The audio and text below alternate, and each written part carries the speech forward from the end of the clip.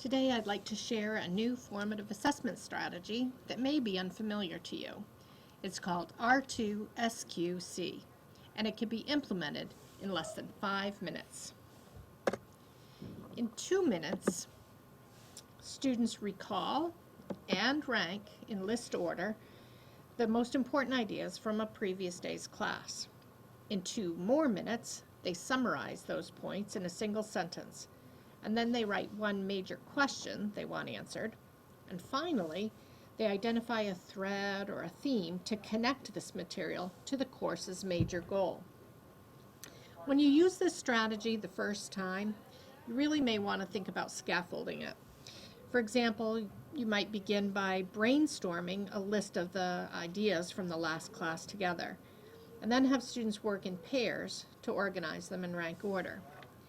As they share their lists with the class, consider asking them to explain their thinking.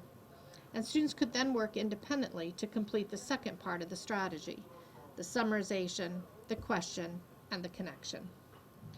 Another option, of course, is to have students work in pairs for the first part of the strategy, the recall and the rank, and then complete the second part independently, the summarize, question, and connection.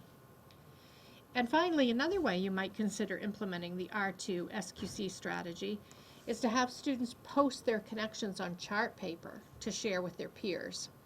And if you'd like to do that student sharing digitally, Padlet is a great app to use if you want students to share their thinking electronically. Of course, with any formative assessment strategy,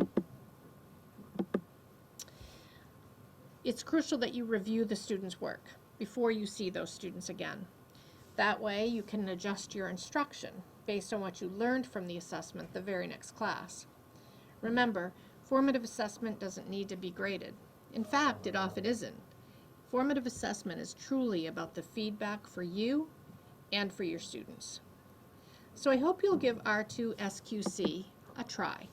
And let me know how it worked for you and for your learners.